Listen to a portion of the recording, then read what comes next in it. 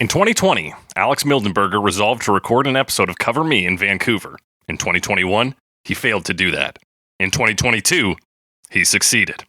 In 2021, the Cover Me podcast resolved to keep episodes shorter than 2 hours. On the very next episode, we failed. In 2022, we succeeded.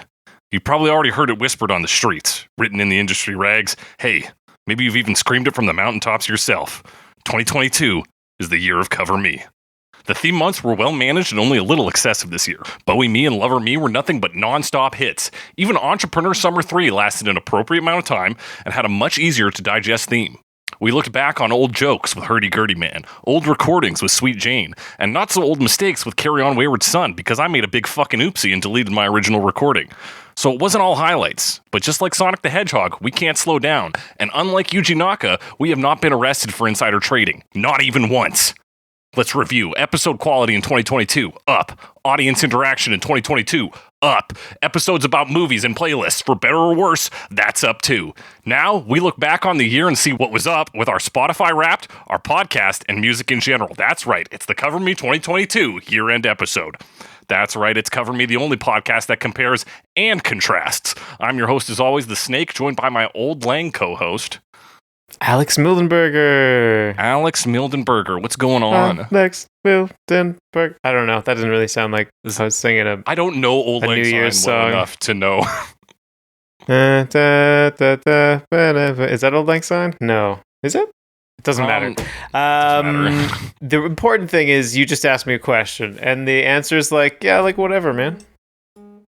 Whatever. This is the earliest we've recorded a year-end episode. Yeah, it seems. I mean, it's always going to be too early, in my opinion, because I'm not even caught up on the year. There's so many things that I missed out on, and Yes. And think of all the fellas you didn't kiss. Well, I'm thinking about all those fellas. Yeah, it does feel like there's a hefty chunk of year left, and we're at least in recording time jumping the gun. But that's the way we've scheduled so tightly this year that here we are. Yeah, there's still a Weezer album that hasn't come out yet. Imagine. Oh no way! And that was going to be much like last year, where you're like, "Well, I didn't listen to these Weezer albums." This year was going to be where you're to put a Weezer album on your top 5, right? I mean, maybe they should have released albums that I actually listened to, but that's on them, quite frankly. Frankly, Weezer needs to pick it up in that regard. Alex, so it is Christmas, and what have we done? Another year over, the new one's begun. 2022, Alex, we've made it. We've reached the end. Given that this is an episode about, looking back on ourselves, kind of consuming ourselves, I think for this episode, I will not be the snake, but rather the Ouroboros. How do you like that, Alex? Yes, we're coming back to the start. Coming back to the start. Tails. Yeah, just eating my own tail all day long. Alex, we did a lot of stuff in Cover Me in the year of our Lord, 2022. We did, yeah. It was an interesting year. It always is. All around. It's a pandemic light this year, It's still pandemic. We're like, there's still pandemic, but we're like kind of like we're stopping. 2022 was the year of reopening, at least for me. That's right. It was like when it's kind of like the New Year's resolutioning of it all, where you're like, I'm going to do this. Like, we're going to fucking batten down the hatches on pandemic. And then 22 comes around. And we're like, well, fuck it. That's definitely how it felt. Was we kind of gave up on it, but it also felt like there wasn't much we could do about it. So maybe it's the loss of hope. That is unfortunately one of the things that characterized 2022 for me was a loss of hope. A loss of hope, but my goodness, Alex, the content we made this year. Oh my gosh, discontented with life, content with my content. Let me tell you that. Content. That's what everyone's saying. Content. But Alex, we gotta, of course, break down the Spotify Wrapped statistics. We do this every year. We're going to start with our own podcast. Yeah. We're going to talk about our individual Wrapped, which is in some ways, part of the podcast because we use Spotify to listen to all this music. Podcast, yeah. We are part of the podcast. Usually Shout out to Spotify. Top songs are all podcast ones. Podcast stuff. I'm excited to see what they are this year. Shout out to Spotify, who took down our episode of Cadillac Ranch due to copyright infringement, quote unquote. I think because they keep sending me emails. I've changed my email address now, so it goes to my main email and not my junk one from when I was a child. Okay. They send an email and they're like, "Hey, buddy, we've noticed some third-party content." I'm like, "Yeah, Dedoy, of course you have." And they're like, "You have to respond to this in 3 days, or we're gonna we're gonna assume that you have copyright clearance, and we're gonna tell fucking Universal Music about it or whoever." They're like, "Hey, this guy is using your music," and they'll say, "Don't let him do that." But if I tell them that it's okay because it's for review purposes, they fuck off every time. So I missed the notification for Cadillac Ranch and possibly other episodes. So you guys might see a loss of episodes on Spotify. I'm gonna be more on top of it, but hey, all the more reason to use a different podcasting app, I guess. Spotify doesn't pay us, so fucking use whatever. Yeah. But I'll tell you this, Alex. We made a lot of content. I found, so last year you were highly skeptical of our Spotify Wrapped statistics. I was. Yes. I will remind you, you said that there were 0 number one listeners for our show. You guessed that the number was 0. It seemed like a lot. It seemed like a lot. Such an honor. I was like, there's no way we could have that. But I think we have at least one. Yes. Well, we had 212 last year. I'll remind you. Okay. 212 number one listeners. Now, this year, I really feel like Spotify is blowing smoke up our asses in a lot of ways. So here's the cold open. They say your 2022 Wrapped is ready. So, Alex, let me tell you this first. Last year, over our 43 episodes, they only ever count 43 of our episodes because that's when they cut off and start crunching the numbers. So they don't count the ones from the end of the previous year at all? No, they don't. So it's not a full year. It's the start of the calendar year. Yeah, to about the December. End of Or end of November. End of October. Oh, really? I think. Yeah, because 43 episodes is what they count. 43, so we do one episode a week. Weeks. Yeah, 9-ish weeks. Counted. So the last week of October doesn't count, and everything after that. But in that time last year, 4,887 minutes of content. Right. Now, Alex, we were much shorter on our content this year. 3,929 minutes of content. Yeah, wait, hang on. You said 3,929, and then what was the previous year? 4,887. 87. I think that makes sense because that's about 80%. And I think we tried to cut down our episode lengths about 80%. So I think 80%. We're a well-oiled machine. Now here's where Spotify tries to make us, to gas us up. They say that's more than 97% of other creators in your category. Yeah. Okay. So I was confused by this. I was the just number of minutes that we.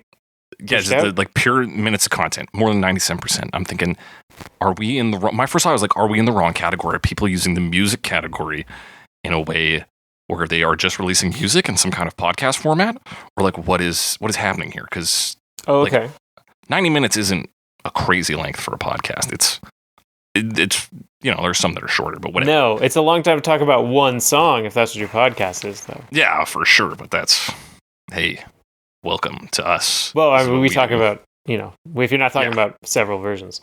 Yeah, we're talking about several versions of the same song. So I got, of course, as I told you, I got an email from previous guest, Vanessa Knoll. Yep. Who said that on her Spotify Wrapped, she only released 70 minutes of content this year. Okay. And that was more than 55% of people in her category. Okay. Sounds like they're maybe not filtering out some outliers. I think any podcast that is listed on Spotify, whether it is continuing, whether it just started, had one episode and dropped off, or has discontinued for years, if it is listed on Spotify, they have decided to bring that into their statistics to gas up the people who actually care enough to look at their Spotify Wrapped. I see. So this is a bit duplicitous, I think. Yeah, I could see that. If you filtered out for people or for podcasts that actually released episodes in 2022, it might be not quite the same. It might be a little different, yeah. That would be more useful to me. We were pretty consistent, though. Consistency has been our only good trait. And with an episode, so there you go. Yeah, so, nonetheless, good on us. And seeing those raw numbers and having you do the math on them right now tells me we hit our goals. Yeah. Perfect. Now, here's something you will never guess in 100 years, Alex. They tell you what your average episode out of our entire catalog, so not just episodes this year, but which one has the most streams, which is the most popular. I'll tell you this episode has 743% more streams than your average episode. What song do you think it is? Is it not Still Numb? No. Oh my gosh. I'll give you a hint. It was within our first year. Oh. I was gonna say All I Want for Christmas Is You, but you would think.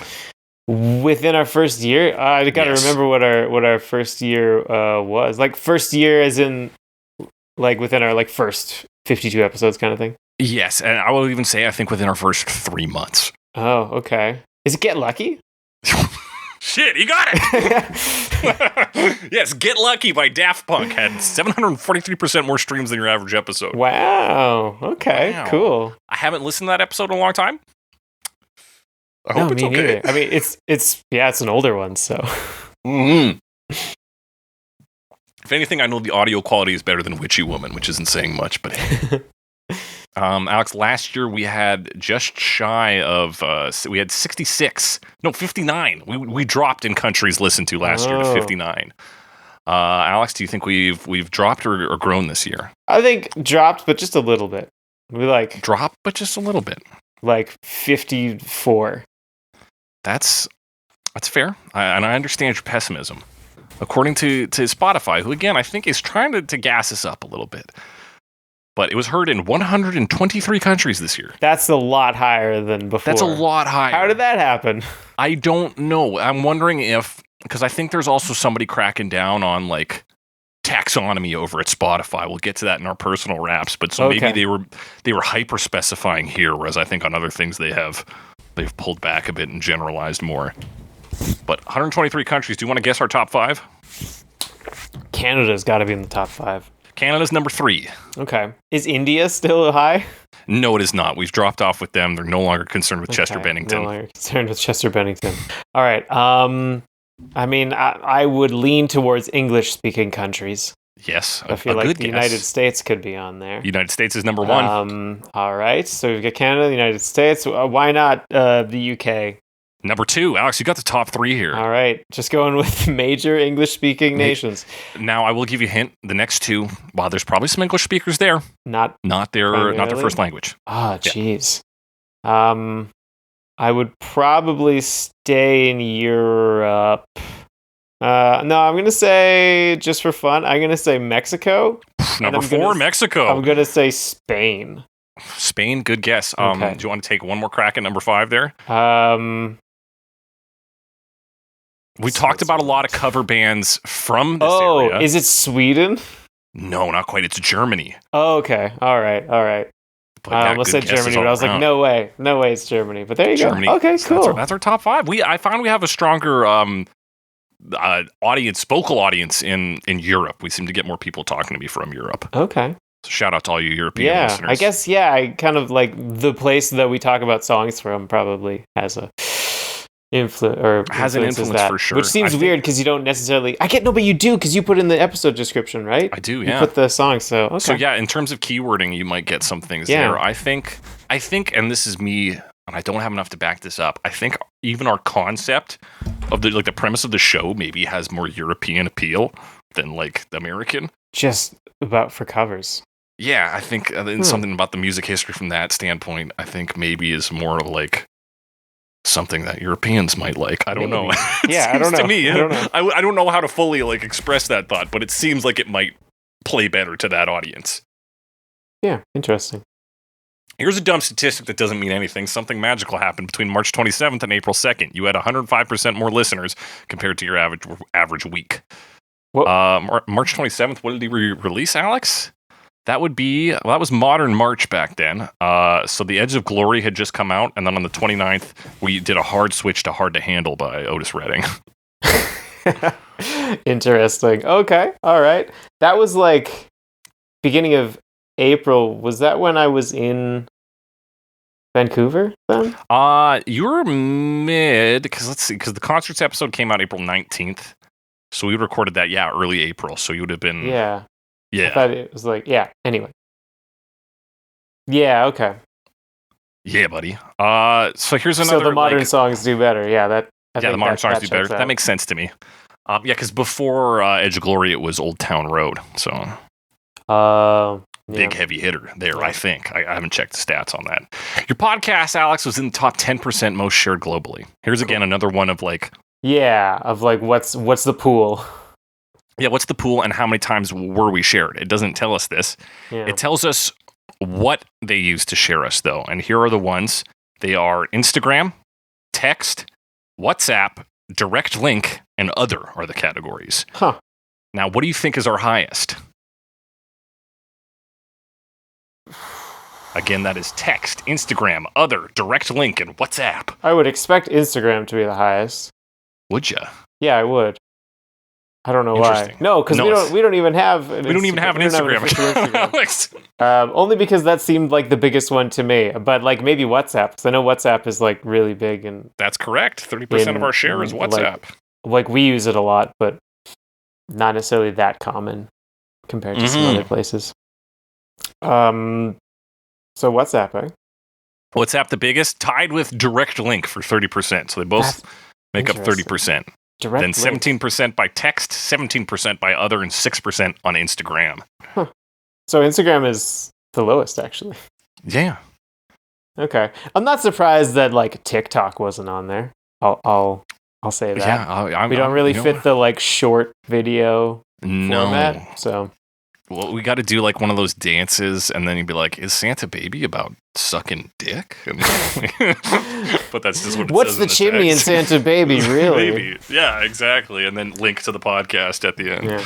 Maybe we'll start a TikTok. Honestly, we'll move from Twitter to TikTok. Zoomed in video of something with like a quote, like just an excerpt from our episodes. That sounds like a TikTok thing. It could be a thing we do. I don't either. I've seen them though. I've seen these ticks. I've seen the talks. I've seen them put together. You know what? It's okay. I've seen them tick. I've seen them talk. I've seen them. Yeah. You know, I try to talk when they tick. You know, that's my thing. Yeah. If you're on the other end, but hey, if you're one of these people who shared it so much, thank you. I wish they gave us a number though, because without a real number, like how many shares is it? It just shows you like your percentile or whatever. Your percentile. So compared to again other podcasts, which I think they're just doing any podcast that's ever existed. Even if it's 2 minutes of a guy going like, "This is my podcast. I'll be here next week with an actual concept. Thank you." And it's like, well, you did more than this guy. It's like, yeah, of course I did. But there is your share statistic, Alex. So they do this thing. They do another thing like this in the personal ones where it's your listener's podcast personality. Yeah. Our podcast personality for our listeners is the devotee because they love Devo, Alex. Despite that being a not listened to episode. No, I'm kidding. So devotee, when your fans love a podcast, they really love it. They're quick to support new releases and play their favorite episodes over and over. Get lucky. I guess they're all playing that one again. Like, listen to episodes multiple times, eh? Interesting. I've never done that with a podcast. No, I've heard of people doing it, but no. Never done Unless it's like an interview and I'm like, oh, there's a detail I want to if I need to like get something, I'm like, let me look at that again. Yeah, I don't double up on podcasts very often. Yeah. Okay, so it says. But I mean, I guess when you got a Devo episode, you got to listen to it. You got to. Honestly, like the Devo episode affected me a lot more than our listenership because I still did. I still think about it. But Alex, our podcast saw a lot of gains this year, and again, they were gassing us up huge here because our listenership went up over 999%. That does seem high. That's that says to me our listenership was so low last year, and whatever I guess metric they've just on Spotify though, right? Yes, so they're really just gauging Spotify. I feel like maybe Spotify, like, when did they start really doing podcasts? Wasn't that just like last, like 2020?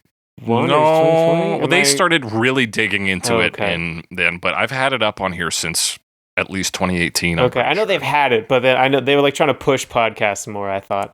Yeah, I think you're right. Years. Everybody has because it's cheap to produce and you can get fucking money. Whatever. We're in it for the love of the game here, folks. But yeah, plus 900. This system can't even quantify how many fucking listeners we got. Again, just tell me the number of listeners we got. Yeah. Just tell me that. We can calculate the change. Yeah. Streams are up 980%, which is positive because they count streams and starts differently. And let me say this. We get a lot of starts and not a lot of streams. Yes, I remember that from last year. Yeah. And our overall hours of listening is up 601%. Okay. And followers are up 96%. So that's tame. Yeah. Alex, so it breaks it down into so last year it told us just how many people we were number one for. This year it breaks it down into 3 categories. We're top 10 podcast for X amount of people, top 5 for this amount, and number 1 for this amount. Okay. Alex, should I go from 10 to 1 or should I go from 1 to 10? Which do you think is going to be better for you guessing? 10 to 1. Okay. Top 10 podcast for X fans. How many do you think? All right. Is this mutually exclusive? Like it's people in like top 10 but not top 5? No, I think it is inclusive going down. So it'll be a number that gets smaller. Yeah. Not that I wouldn't expect that anyway. Just logically. Yes. Okay. 628. Alex. 7,523. Okay, so I'm an order of magnitude off. Yes. So your top 5 podcast for all right, fans. I'm gonna jump up that order of magnitude, and I'm gonna say 2,726. A respectable guess, but incorrect. 6,486. Oh, but still okay. I was less of a drop off than I was expecting. I guess the devotee thing. The devotee. Yeah. These Devo heads with their energy domes. With their energy domes, yeah. Number 1 podcast for how many fans, Alex? Podcast for, okay. It's going to be 4,387. Not awful guess. A little too high. 3,201. Okay. I was going to say just a little less than 5,000 because it didn't decrease as much as I was expecting. Okay, yeah, that's respectable. That's respectable. We went from 212 to 3,201. Yeah. Again, I'm wondering about some of these how do those numbers change like that? How do those numbers change that much? But hey, to all of you, if you're one of those 3,201, hit us up on Twitter or email us and let us know, because thank you. Thank you for listening. Thanks. How neat. So yeah, that's the wrap up there. 43 episodes, 3,900 minutes, 123 countries, and an over 999% increase in listeners. Oh my God. That sounds like big numbers. It is big numbers, but what do they mean? I don't know. I mean, they're blowing smoke up our asses. That's what I think. No statistician. No, and I refuse to become one. But Alex, I mean, honestly, I've been doing data science at work a little bit, so you're a bit of a statistician. I'm on the way. You're on your way. Excellent. We're on our way, though, to talk about our personal wraps. Okay. Yeah, I got that. Okay. I was waiting for it. So last year, Alex, you made the same joke that you'd made the previous year, and I was actually expecting you to make it again. You said, let's get to what matters, ourselves. I'm a little shocked you didn't say it this year. Oh, man. I forgot about that once again, and I'm a little glad I didn't, but also it kind of sucks. Yeah, well, it'd have been great either way, and so it is great. Alex, the first slide open I have here is number of minutes of music listened to. Do you have that available? I do have that available. I will tell you, your previous minutes were around 22,000. Yeah, typically I'm I think about a third of your numbers. Yeah, pretty much. I bumped up a little bit, but not like that much. This year I've got 26,583. Okay, climbing up a bit, Alex. Yeah, so I'm at, last year I was at 67,579. Mm-hmm. This year I'm at 68,649, just shy of hitting the 69 mark. Hitting the 69 mark. Well, that's not the last time we'll hear that phrase today. So. Hey. What's your percentage? Who do you listen to then more than what's your more than X amount of listeners in Canada? It's David Bowie. Wait, no, come back, Alex. Oh. So, 'cause it says in 2022 your total playtime was 68,000 minutes. Oh, I misunderstood your question. Yeah. 76%. Oh, I'm 95. Mm-hmm. I'm not surprised. Oh, good for you, Alex. That's a lot of minutes. That's a lot of minutes. So you jumped ahead. I was going to get into some other ones, but let's jump to number one artist and get those out of. That's fine, Alex. How many minutes of David Bowie did you listen to? I think that's 2 years in a row for you. Yeah. If not 3. Definitely no, 2. I only have screenshots from last year and this year. The minutes with David Bowie was 1,254. Damn, Alex, pretty good. Yeah. Any particular David Bowie? Do you think that's influenced at all by Bowie Me? Definitely. But I also just listen to a lot of David Bowie. And like it comes in waves. Yeah. You know? I'm not always listening to David Bowie, but it's definitely, if I fall back to something, often David Bowie. Yeah, and I never just listen to one David Bowie album or like a couple David Bowie songs. Exactly. And then, that the Moon Age Daydream movie came out, so I was listening to a bunch of David Bowie then. That's right. Something will remind me of David Bowie, so I listen to more David Bowie. More David Bowie. A lot of David Bowie. Hell yeah. I hear you. I'm all for it. I love listening to some David Bowie. Glad to see what percentage grader are you? 0.5%. 0.5 again, Alex, crushing it.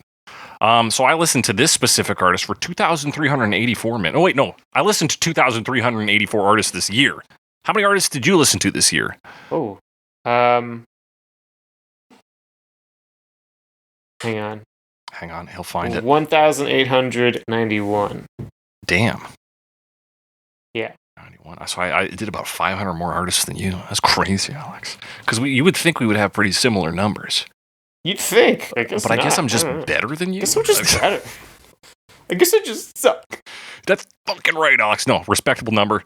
And I'm sure we'll have the same listener profile. I think it is due to our shared hobby, this podcast. Yeah. But my top artist this year with 2,252 minutes and the top 0.05 percentile is Tennis. I listen to a lot of Tennis, eh? Yes, you told me about them. I listened to them a little bit, but not very much yet. No, you should give them a go. I'm sure I will. I can't stop listening. I've tried to. Yeah. And then I'm just like, there's a spare moment I could listen to Tennis. And I'm going to be seeing them live in concert next year. So that's cool. That's pretty excited for that. But yeah, they dominated my list there. And of course, they dominated my top 5 songs. But before we get to that, Alex, let's get to some of their dumber categories. Yep.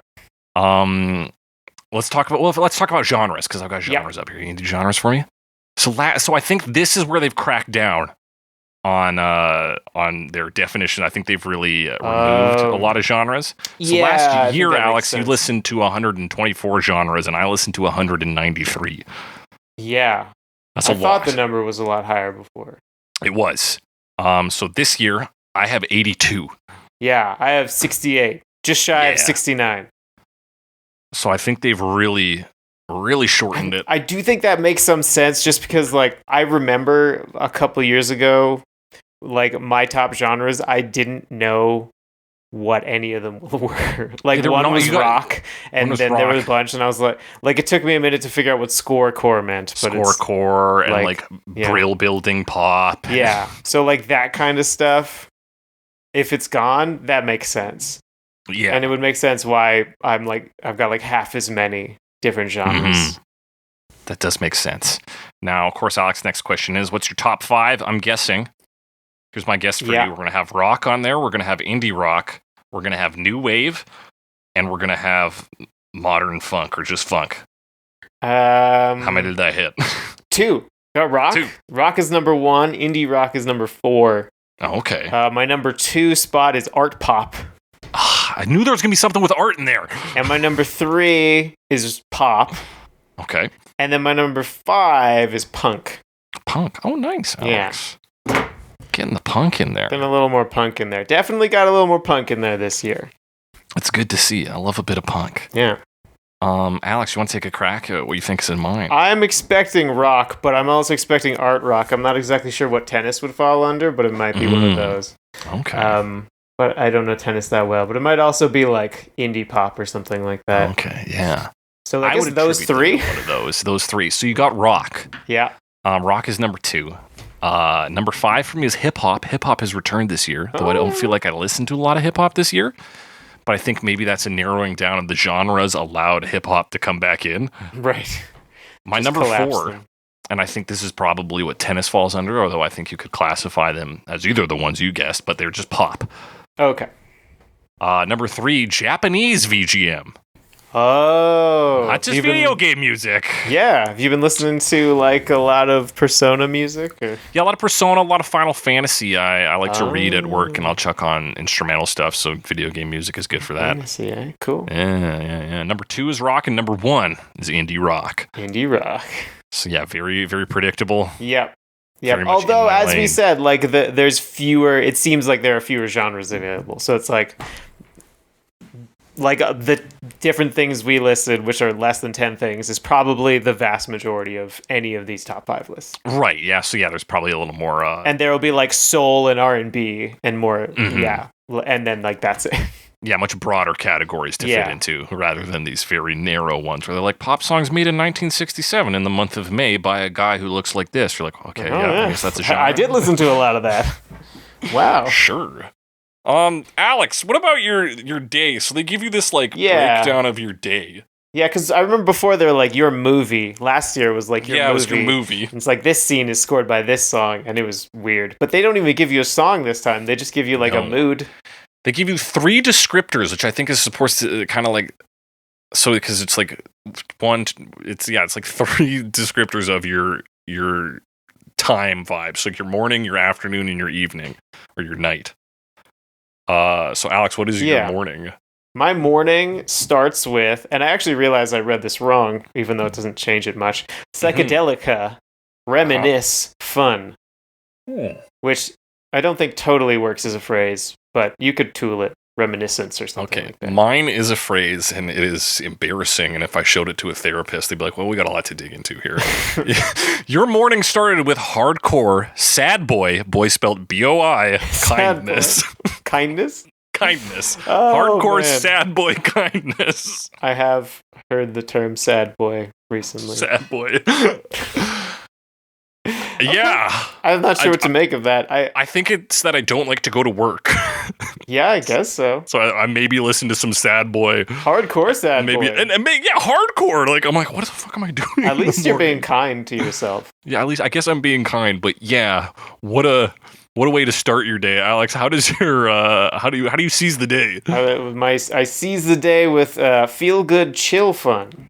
Feel good chill fun makes sense. I got fun twice in a row. You got fun twice. You're just a fun guy, Alex. I'm just a fun guy. But hey, this one is weird. You seize the day with intense suspense, relaxing. That seems wrong, but okay. Sure, yeah. Intense suspense. Relaxing. I mean, I would say intense, relaxing suspense. Just that makes more sense.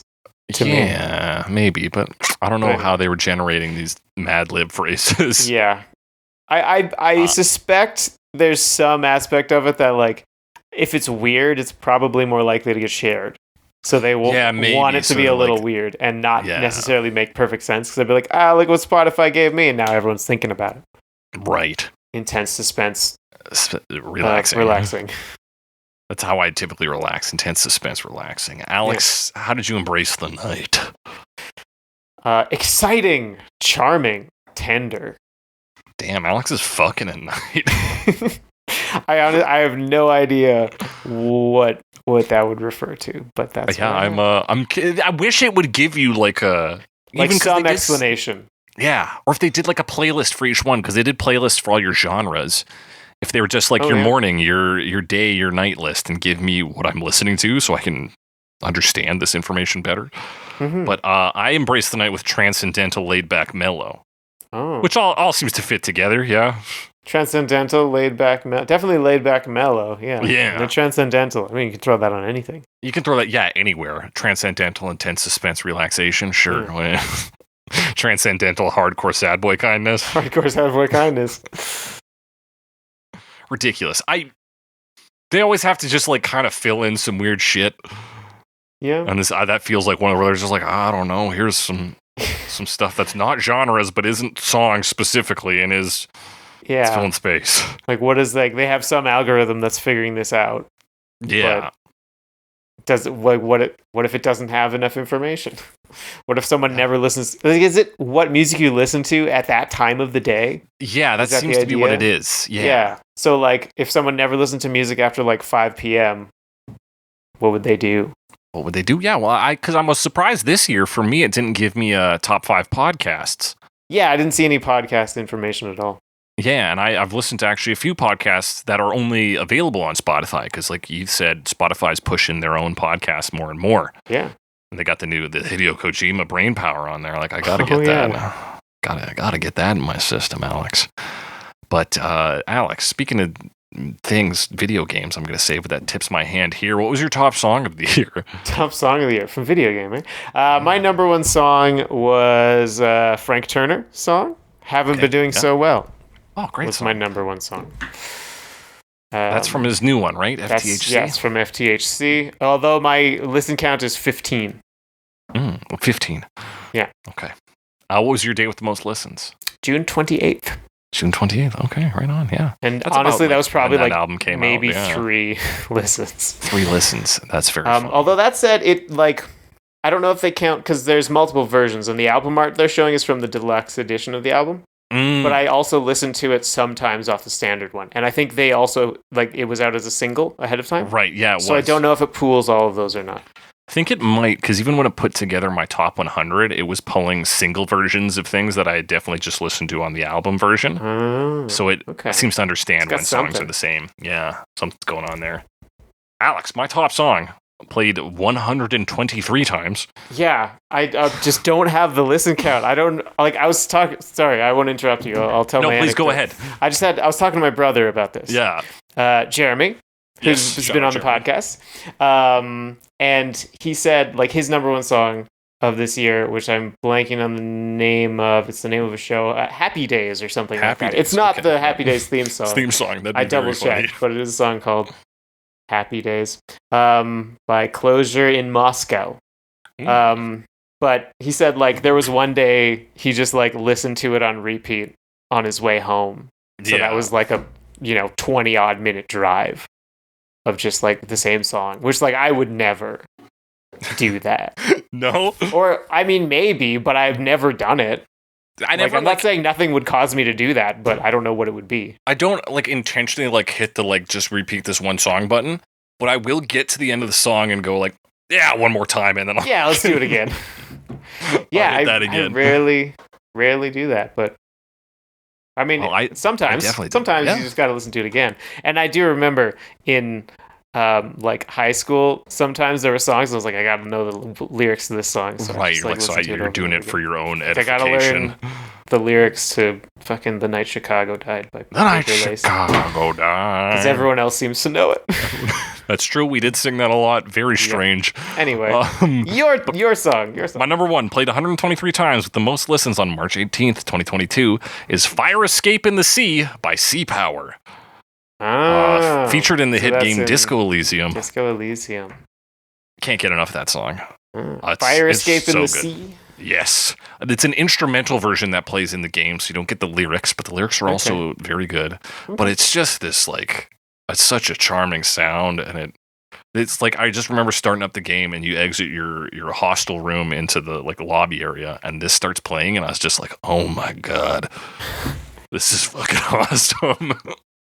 Sometimes just those single moments really work. Really work. No, phenomenal game. Listeners and Alex, if you haven't played it, play it. Play the fucking game. Yeah, I think it's on sale right now too, so. Yeah, get the fucking game. Play the fucking game. It's so good.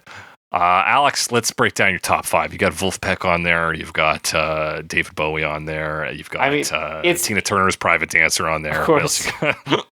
Top 5 songs? Yes. Top 5 songs. So obviously we already know the number 1. All the rest of them are Cover Me songs. So I'm probably going to look at my top playlist and try to pick out the songs that are not Cover Me songs. Okay. But I'll tell you my top 5. Tell me the Cover Me songs, yeah, please. So obviously haven't been doing so well. I'll do them in reverse order. Yes. Number 5. Boom. Fly Me to the Moon, Frank Sinatra. Hey, good one. Also, no covers, just original versions. Number 4. This one was a bit of a surprise. Pastime Paradise, Stevie Wonder. Oh, yeah. Yeah. Number 3. Hard to Handle, Otis Redding. Hey, great track. Yeah. And number 2, which is the last one, because I already told you number 1. Yes. Take Me Out, Franz Ferdinand. I probably listened to that the most independently of compare even for not for the episode. That's fair. I think there's a bit of nostalgia value in that one for you, maybe. Yeah. Yeah. Yeah. Maybe a little bit. Now, what are some voluntary hits from your top 100? Yeah, so I'm just going through my list, which I assume is ordered, but I don't know. It is. It goes from your number 1 to your bottom, I'm pretty sure.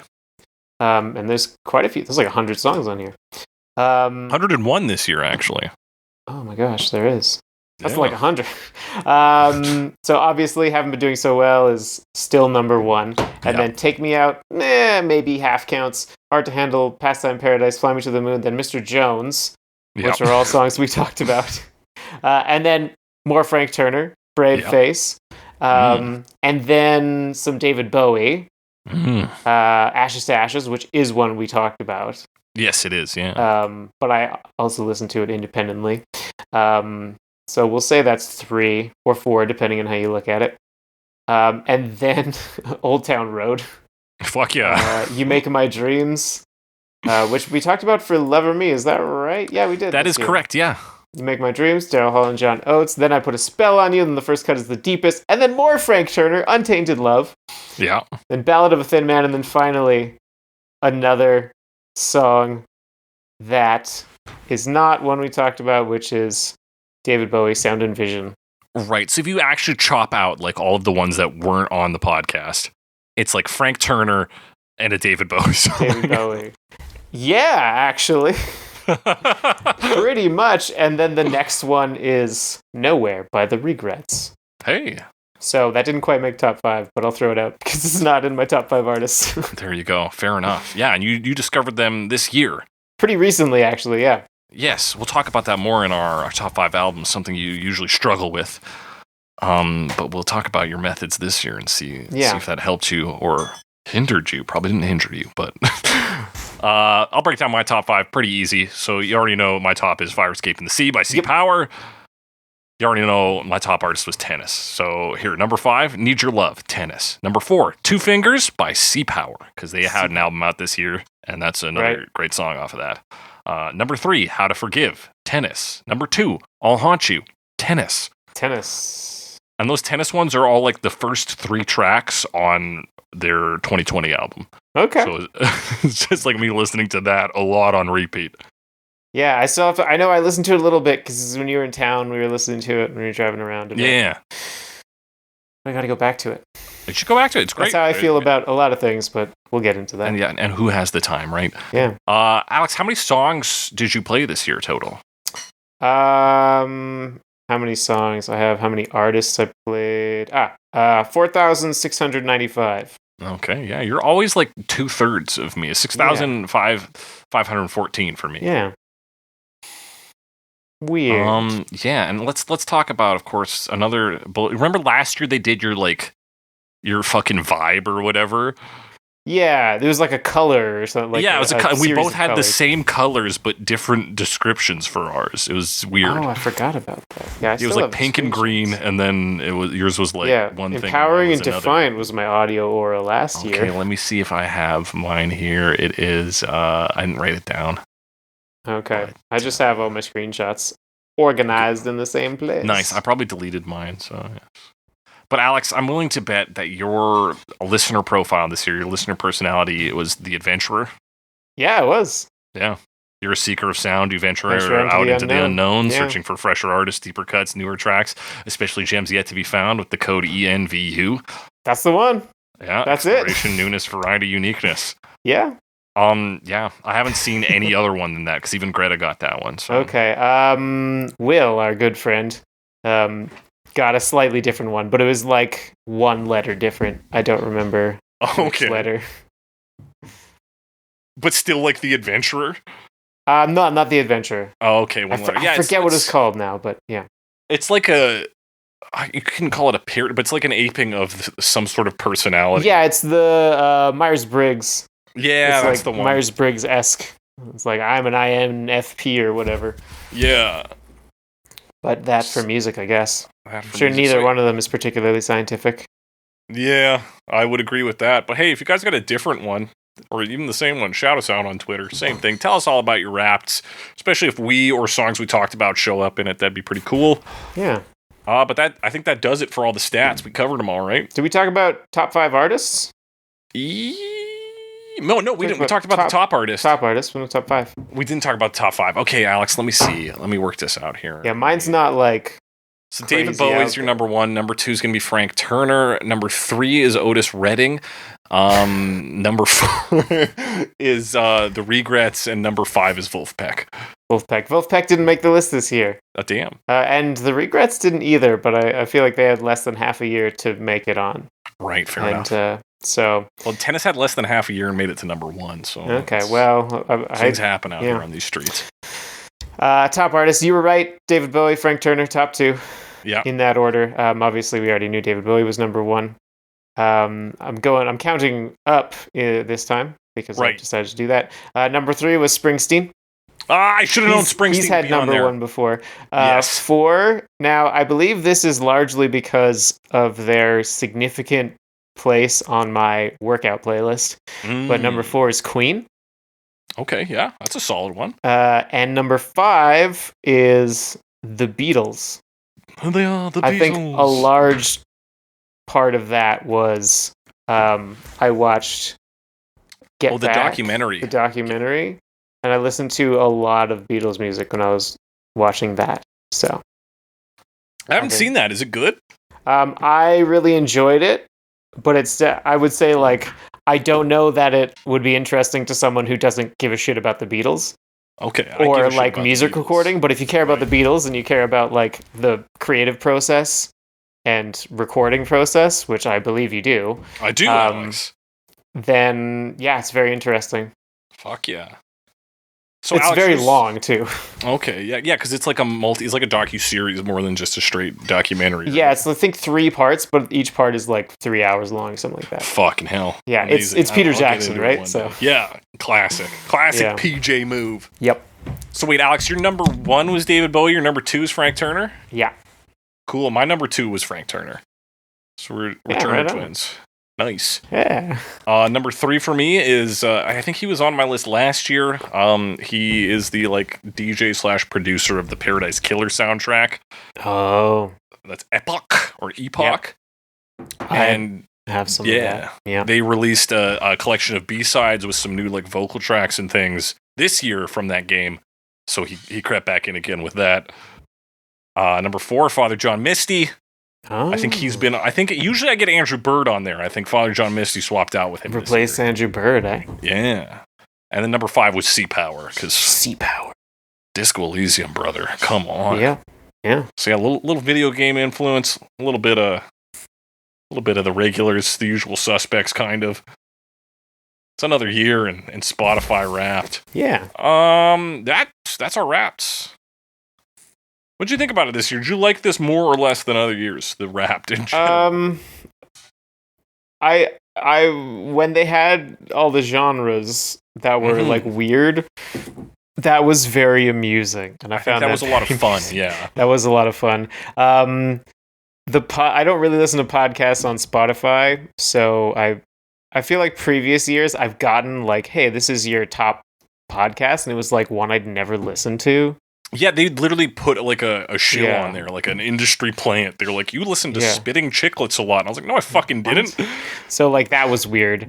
And it's like nice to have some like weird esoteric stuff. But the more of it that's weird, the better, I think, because that's just like, but it's also less useful. But it's always interesting to see. And then, I don't know.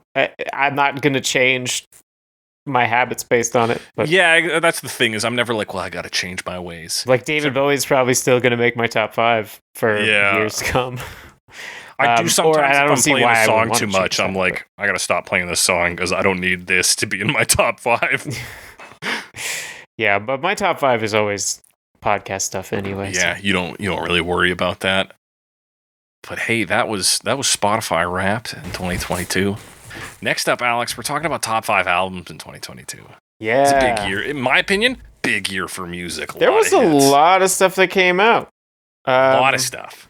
I mean, I don't know if that's... mentions. Yeah, I do kind of, but it's part of the top 5.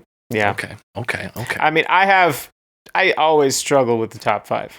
You do, I can usually pick like 3 or so that are like solid top 3, and then like some other ones, because I don't know, man. Like, so what I did this year, and I've talked about this before, and I think it was your idea, is I have a big playlist of just like music that I know came out this year, and there's like 3,156 songs on it, which is a lot of songs. For everything, anything in 2022 you're putting on. You don't anything I saw 2022 date on it. Yeah, I just threw it on, which was good. I got some good stuff. I learned, but it's kind of too much. And like, it's because it's so large. I definitely haven't like listened to all the music on it. Right. So I don't know. I think I'll have to adjust that strategy maybe, just because it's hard to find a song and then pursue that group.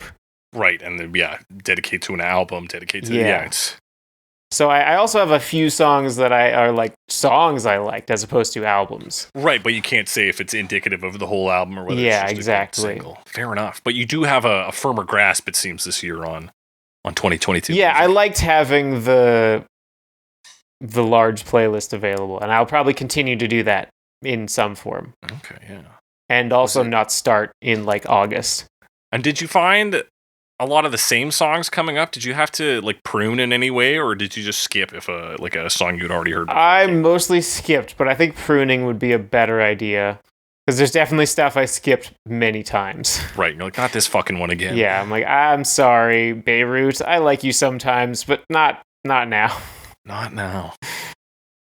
But right now, Alex, top 5, starting with number 5. What do you got? I was having trouble filling the 5 spot, I'll be honest with you. Okay. I definitely have 4. You definitely have 4. Well, I definitely have 3. Okay. And I've been struggling. I've been like trying up till now, like what's going in that 5 spot, you know? Mm-hmm. So I think, man. Usually this is where I jump in and say, like, well, let me tell you easily what my number 5 is. I have a list, and I'm still thinking about swapping things out even right now. You have too many. Too many. I have so many. Why don't I tell you some of my ones that are for sure not making it this year, but that are. Okay, so Toy by David Bowie.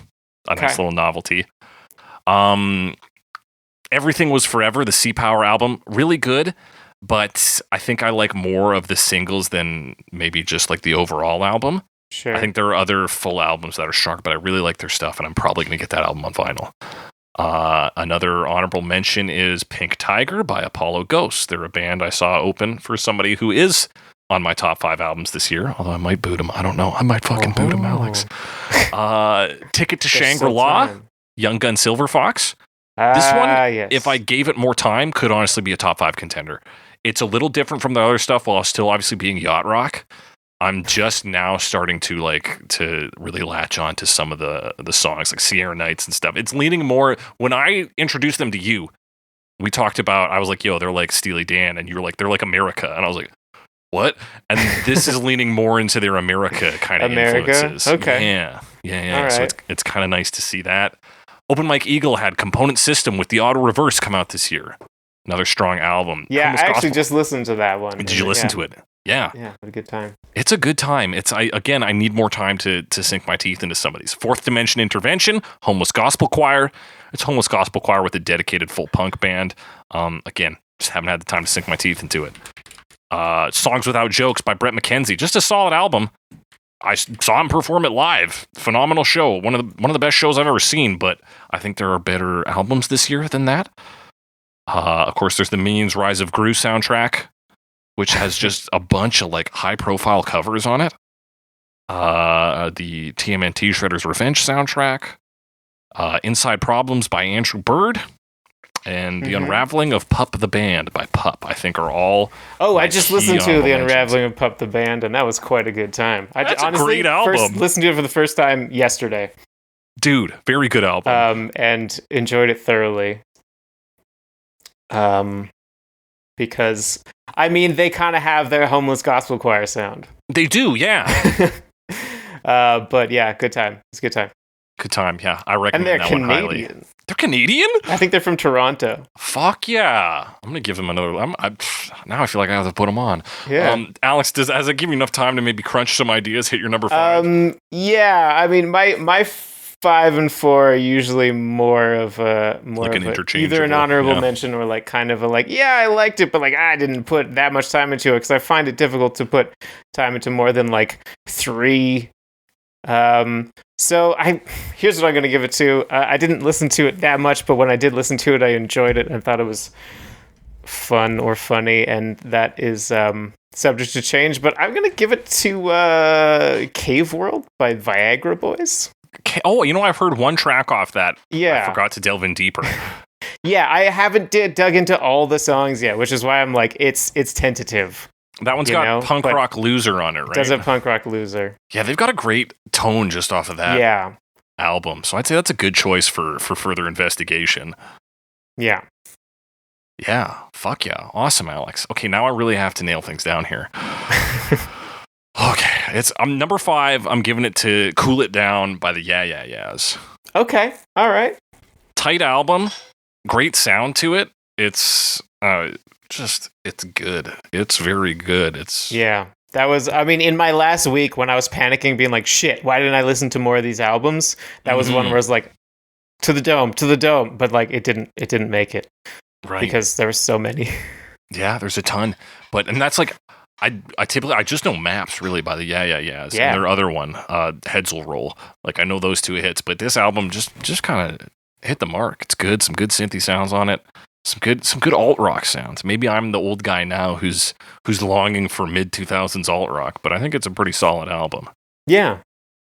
That's my number 5. Alex, what do you got at number 4? So at number 4, this is another one that I'm like, it hasn't been out for that long, and like I'm feeling it, but it's always subject to change. But I'm gonna give 4 to NoFX double album. Okay. I found it seemed like a lot of fun. Right. Listening to it a couple times. And that was, I think, like the key. Like it was very fun. As much as it's like a little sad boy punk. A little like feeling sorry for yourself. There was a lot of like, oh, let's goof around. Here's a joke. Like, let's talk about Star Trek for a while. Let's play a song.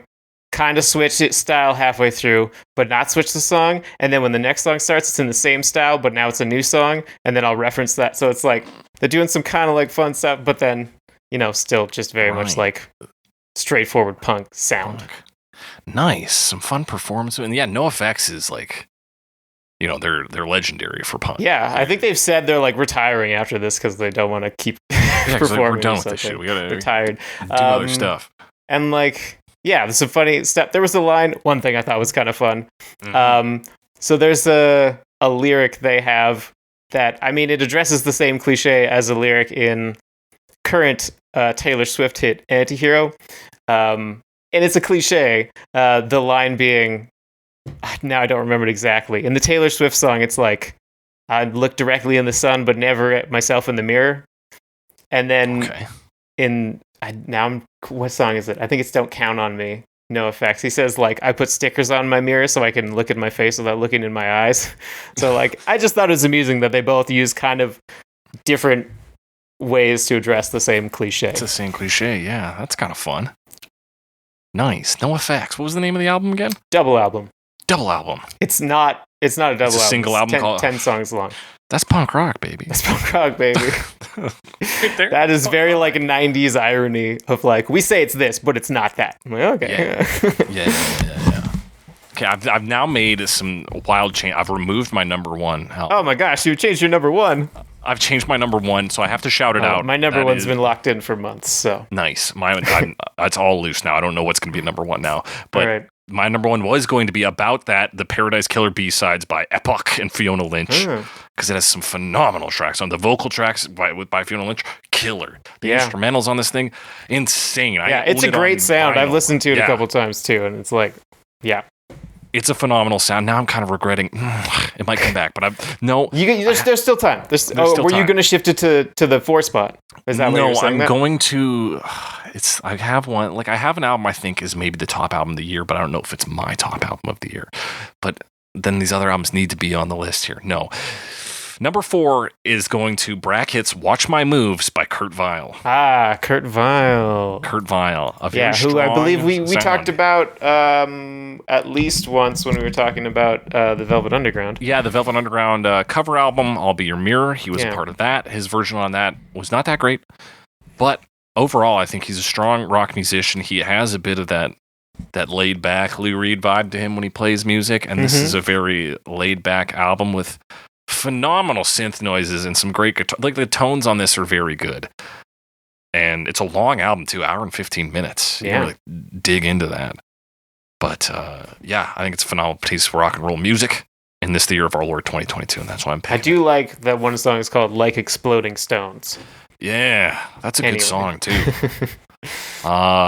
Number 3, Alex, what do you got at number 3? My number 3 spot, I've actually put the Shredder's Revenge soundtrack in the number 3 spot. Got to have a video game soundtrack in there. This one, I mean, it's a beat 'em up soundtrack through and through, but it's got some vocal tracks on there, which is great. You know, it's very much like video game music, plus like 80s music, plus just like more modern, like poppy synthy stuff. Yeah. It pumps you up, man. That's awesome. Yeah, I've listened to that one quite a few times this year. Great. Yeah, there's like hip hop vocal tracks. There is like your classic like arcadey sounding music. T. Lopez is the guy who's done it. Right. I forgot to say the name. And there's a I guess cover version. No way. of the like theme, like TNT. Oh yeah, that's theme. Right, of the original cartoon theme. And it's very exciting. Very exciting. And a phenomenal game. We played that online together. We played it together. It's a great time. Great time. Tons of fun. Great choice, Alex.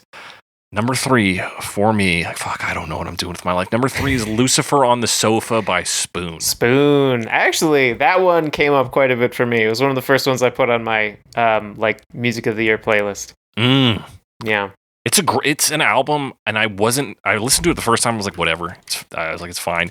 And then I read an interview that a guy did with the lead singer, the front man, and he just talked. He's like, yeah, a lot of people, like a lot of rockers, get older and they slow it down, or they try to put in other elements and try to be like apologetic that they're still making rock and roll. He's like, we just wanted to make a good rock and roll album, and that's what they did. I saw these guys live this year. Phenomenal show. And this one has a bonus. There's a remix album called Lucifer on the Moon that came out recently. I saw that.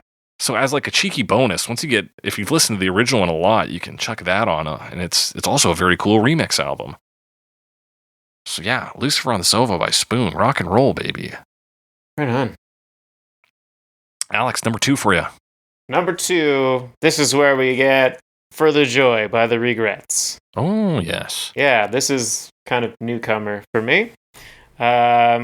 Honestly, I had never heard of them before this year. And I don't know if you remember this. Shortly after you suggested I make this playlist of music of the year, I was looking through current releases, just like a list on Wikipedia. Yes. Putting stuff on, and I was like, oh, The Regrets, that's a cool band name.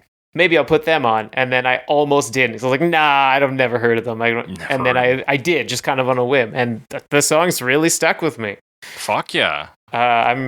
Just really enjoy the sound and what songs, is the sound? Are they rock and roll? What the fuck are they? Oh, man. Yes. Tell it to me like it's a Spotify genre. Like it's a Spotify genre. I feel like I would classify it as this is like indie pop or something like that. Okay. Maybe they fall under art pop. I don't know.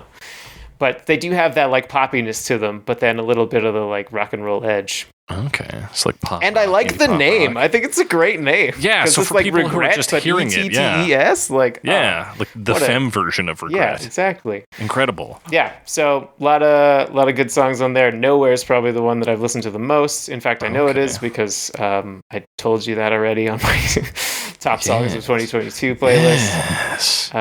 So that's the one that stuck with me. There's a deluxe version with more tracks on it that just came out. Okay, I'm going to put that one on my Spotify and give that a listen to later. That's excellent.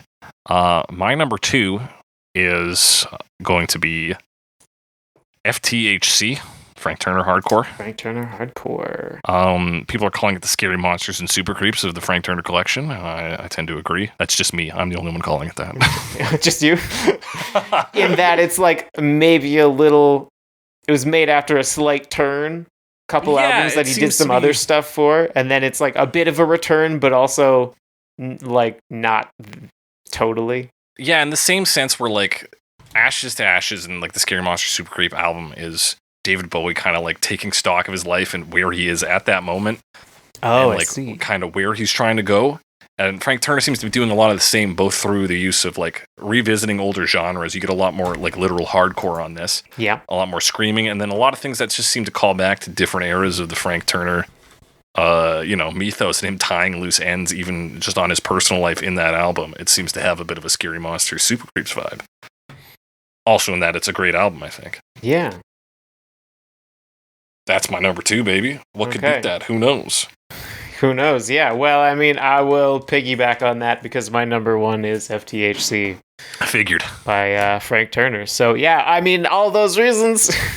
Obviously, it was my number 1 song. It felt a little... It like... So much music right now kind of addresses the pandemic, right? Yes. Because it's hard not to. It's current. And it does that, but of course... in the Frank Turner way of like not being super overt, but and it also definitely like I like how his albums feel different album to album. Like this one has a lot more like spoken word stuff on it, in addition to like screamy stuff, and then like slows down sometimes. And it's cool.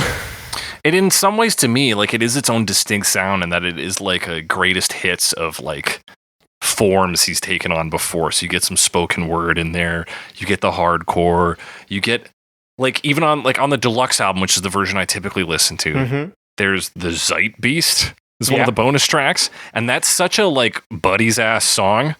Yeah, it's very I mean even what is it, I Still Believe in the Saints, like that kind of line, like talking about like Jerry Lee Lewis and Elvis and stuff.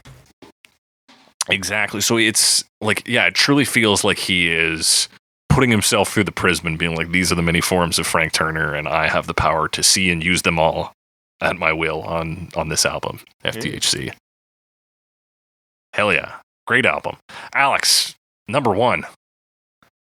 Number 1, Alex. For me. For me, bro?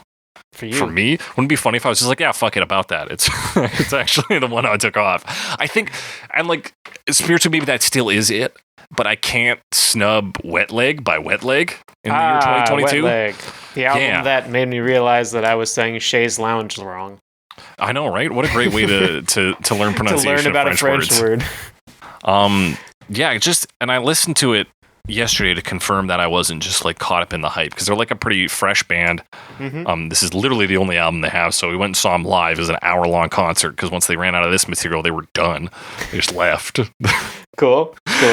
But it's just like, it's indie rock / pop. It's just great. Like, it's got a good driving beat to a lot of it. The Chez Lounge song is so popular that even our friend Emily referenced it when I was one time recently, and I was like, oh yeah, she's talking about this. And so it feels very 2022, and I'm very excited to see where they go. But it's a great album to listen to, and I think I would be foolish to not acknowledge that. So that's my number 1 this year. Also / About That by Epoch and Fiona Lynch, but I can't cheat and do that. Yeah. Also worth noting, you love it. You love it. The Tipping Point by Tears for Fears, not a bad album this year. Yeah, that was another one where I'm like, songs. Like, there's some like we talked about My Demons, and like I've listened to that song quite a bit. That song rips. My Demons by Tears for Fears. Which is like, it's weird to be like, this is a modern Tears for Fears song that is like awesome. Yeah, it's crazy. But there you have it.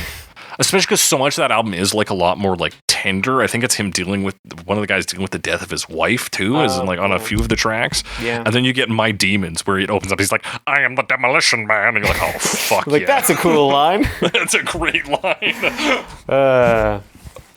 That's our top 5 albums, though. Yeah, I wanted to. I mean, there were a couple songs I wanted to list just because. Yeah, shout them out. Like, there were songs I came back to a couple times, but like, yeah, I don't have the album. So there was one. I mean, My Demons is one of them. There's a song called "The Hard Way" by Pale Waves that I came back to a couple times, and it's like a slower song that I just really, I would like to say I vibed with. What a vibe. There was an album that was, I can't remember if it was last year or 2 years ago, by a group called Japanese Breakfast. Right. That was like well regarded. But they put out a song called Be Sweet this year, which I listened to a number of times. Didn't make my list, but hey. Just wanted to throw it out. And there was one, there's a group and or person, Mdu Mokhtar, a song called Imuhar brackets drum machine version, which is like an instrumental song that's really cool. That's nice. What language are they? Guitar. Perfect. Because it's instrumental. No, I believe they are from Niger. Okay. But I might be wrong. Oh yeah, that's what it says here. Anyway, really liked that song, but yeah, didn't listen to much of their other stuff. Fair. Folks, if you got albums or songs you want to shout out from the year, let us know. Yeah. We're gonna. But as I said, sorry, I was just gonna say, like, it feels like there's so much I missed out on. Like that, you mentioned the Yeah Yeah Yeahs album. That was one. Yeah, tuck into that. I feel like I didn't listen to Brett McKenzie that much, but there was a Pixies album this year. That's right. There was a Pixies album I missed. There was, 3 Weezer albums thus far, with one on the way. Jesus. And there was even like some Wolf stuff that I like didn't really dig into. There's Wolfman, which is basically a solo thing by what's his name? One of the guys from Wolfpack. I'm forgetting his name right now. And then another Fearless Flyers album. Okay. Yeah. Fearless Flyers 3. And then again, for lots of releases, King Gizzard and the Lizard Wizard, which comes up every once in a while, and is still a band I'm like, I would like to maybe like this, but I haven't quite got there. Right, I see you putting in effort sometimes. And I'm like, I'm going to listen to King Gizzard again. I'm going to do it. You're going to do it. And maybe one day, but not yet. Oh yeah, hey, if you figure it out, let me know. I do like the name. The name's great. Name's great. It's a great name. Yeah. But if you guys want to tell us about your top albums of the year, top songs, hit us up on Twitter. Come on, email us, whatever. Talk to us. But we're going to break it down. Cover Me. This year, Cover Me. Did you feel good about this year, Cover Me, Alex? Yeah, I probably enjoyed the process of recording more, or at least felt more comfortable about it. I feel like we really settled in this year and polished things, refined things, But I quite comfortably think this is the best year of Cover Me. Hopefully 2023 will be better. But Alex, we got to break it down into 3 categories: the worst, the best, and the weirdest episode of Cover Me this year.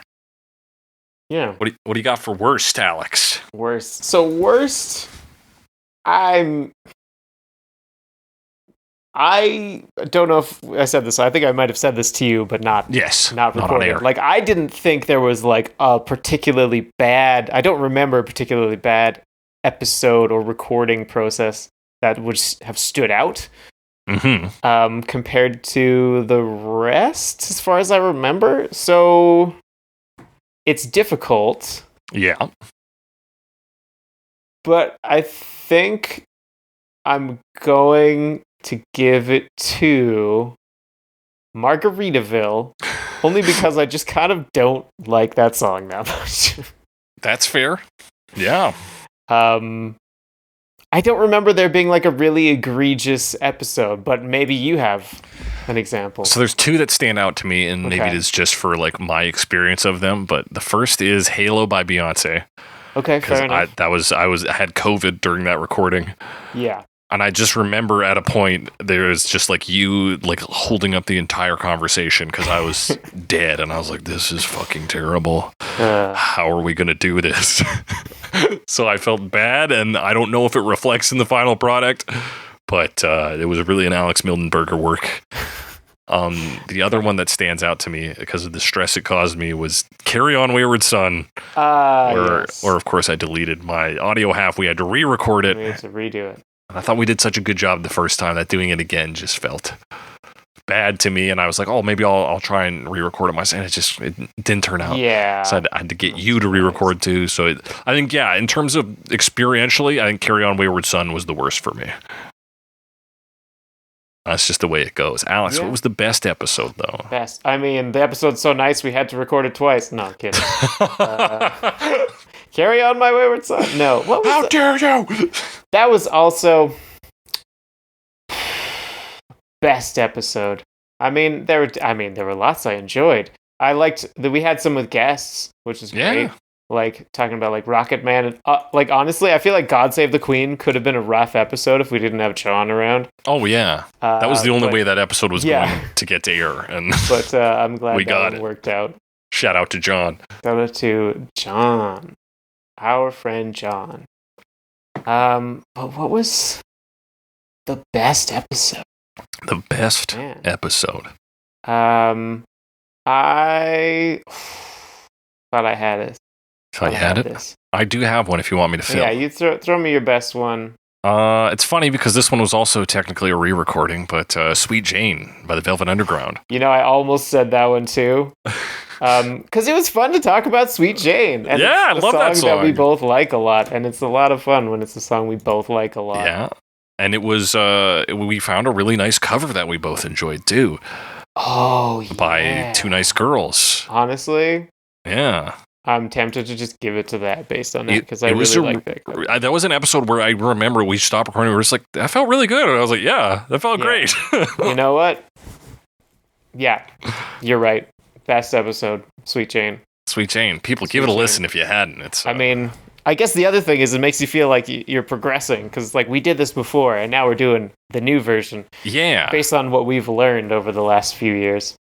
It was quite interesting. And I was like, because even recording, I was like, did we even talk about the lyrics on our original recording? Because this is so much of that felt like new space to me. And I was like, what the fuck did we do last time? I think, from what I remember, and I haven't listened to early episodes much, but we didn't used to like go through, because we didn't have like the lyrics up. But we would talk about them more broadly. Yeah, more broadly. You're right. I think that is right. But yeah, I think Sweet Jane really felt like it just felt like being able to see your progress, like going up to the fucking side of the door and marking your new height. It was good.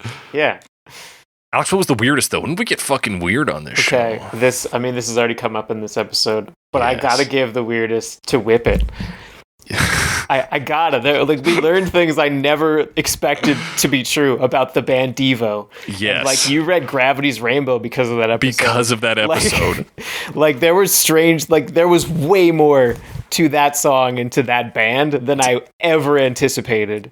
Yes. And that was like the most just out there thing that I was like, oh yeah, Devo, the guys who wear the funny hats and are just kind of like weird for weird's sake because it was the 80s and it was new wave, but it's like not quite. There's more there. Yeah, they're so philosophical geniuses. I think you might be right. Because I read Gravity's Rainbow based on the fact that they read it and made Whip It off of it. I was like, okay, let's give this a read. One of the toughest fucking books to read. I didn't even attempt it. Yeah. I don't know if I can recommend it or not. You give yourself time and space if you're going to do it, because it's doozy. But my God. And then just like their whole philosophy of like, well, everything turns to garbage. Everything devolves. Devo. Yeah. And their answer to that not being like, here's how we can fight it. They're like, let us pilot the ship into the ground. We can't fight it, so let's follow it. Let's do it.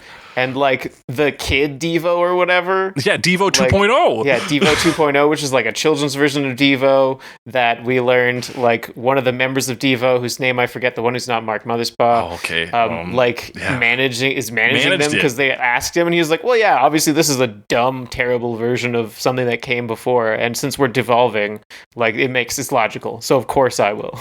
Yeah, so he did that, and I think that was Disney. I think that was Disney's Devo 2.0. And just ridiculous. I swear to you, I was watching, I don't remember when the trailer for Lightyear came out, but I remember watching it in theaters, the trailer, and then Starman by David Bowie plays, and my first thought was like, fucking Devo was right. Like, nothing has like opened up my worldview more than understanding Devo and their viewpoint. Oh, what an episode. What an episode. Also one of our least listened to episodes. Yeah, I was literally talking to someone before we were recording that. Yeah. And they said, like, why would you talk about that song? Like, I was like, I don't know. We had to pick a song. And it was like, I was so wrong. I was not expecting all of this. I know. What a... Devo, man. Yeah, that was the weirdest one. And that... Yeah. Yeah, well earned. I've been thinking about that episode for years. But that does it for today's episode. Tell us about your best, worst, and weirdest for Cover Me. I know John usually tells us. It's always fun to see what he thought. Yeah. You recall, I think last year he was like, yeah, I really liked Meatloaf. The Meatloaf episode. Alex, that was your worst for the year. So it was funny to see reactions on that. But that does it for today's episode. So, be sure to rate and review us. We're on Spotify, Stitcher, Google Podcasts, Apple Podcasts, your favorite podcasting app. Get us to 4 stars in 2023. Let's make it happen, folks. All right. New Year's resolution. 4 stars, 2023. Tell your friends, family about us. You're our marketing team. Tell everybody. Tell all the people that you see. Cover me. I've used that joke twice now. Yep. Or reference, whatever you want to call it. We're on Twitter. #CoverMePod, @JakeTheCressy, @ some Alex Wise Guy. Send us your comments, questions, concerns there. Suggestions for future episode. You can do the same thing at covermepod@gmail.com. That's been it for 2022, folks. We'll see you again in 2023 for Bowie Me. Happy New Year to y'all. Happy holidays. Stay safe. And as we always say on Cover Me, there is not going to be another entrepreneur summer.